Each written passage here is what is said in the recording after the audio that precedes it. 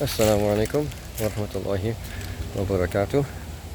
Uh, there is something that I fear we will have to keep an eye out for.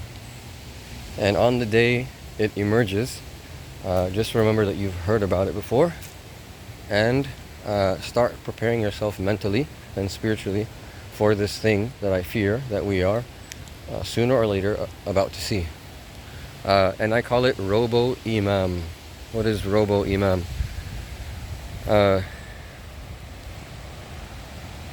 These will be people who have memorized the Quran, but they did not memorize the Quran through discipline. They did not memorize the Quran through sitting with a teacher.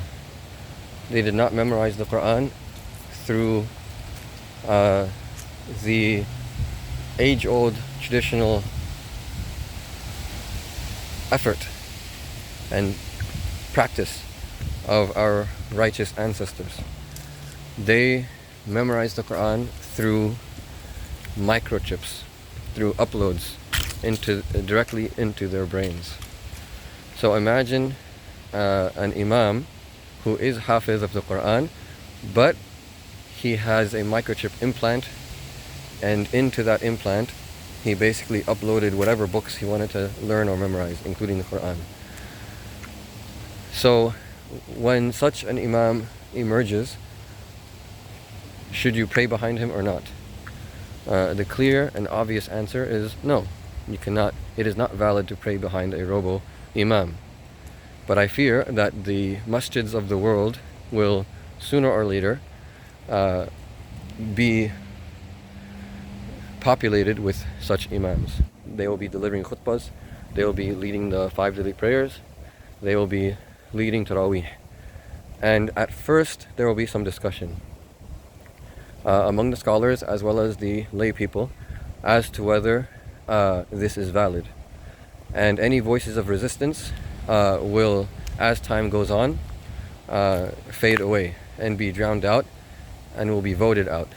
Because as people become increasingly impressed with the performance of robo-imams, any doubts that they had about the validity will be replaced with a fascination and infatuation with this method.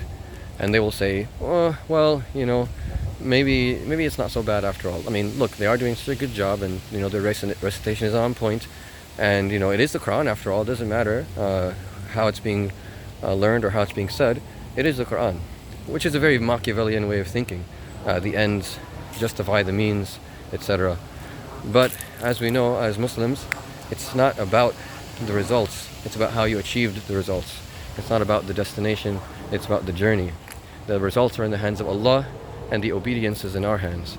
And learning the Quran the proper way, with the discipline and with the teacher, and with rigorous training, and with a heartfelt effort, application of effort, that is the proper way.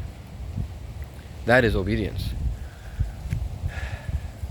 Whereas uploading it into your brain, requiring no effort, regardless of how impressive the results may be, that is a deception. فَتَشَابَهَ الْخَلْقُ عَلَيْهِمْ. Is this identical? For the people of secular mindedness and of dunya orientation, people who are oriented to the dunya, it is identical. Oh, what's the difference? It's all the same. But for the people of iman, for the people of haqq, for the people of inner sight and basira, they will look at a robo-imam and an actual hafiz, and they'll be like, no, these two are not the same at all. So anyways, beware. I'm going ahead and again, it could be years before this happens, even decades, but I'm just going ahead and say that now, so that when it does happen, you've at least heard about it, and you've at least started to mentally and spiritually prepare yourself for that eventuality. Don't pray behind a robo-imam. Even if it's the biggest, fanciest masjid, even if everyone else goes there, even if your family and your friends say that you're causing divisions in the community by avoiding such a masjid and by avoiding such an imam, speak well, of these imams, like in terms of like, because they're human beings, so still like make dua for them, ask Allah to guide them to have those implants removed and such, and to guide them back to the truth. Still love them as a creature of Allah, and as a human being with a soul who has to face judgment. So have mercy on them, but don't pray behind them, and warn people from following such an imam, and from praying behind such an imam. So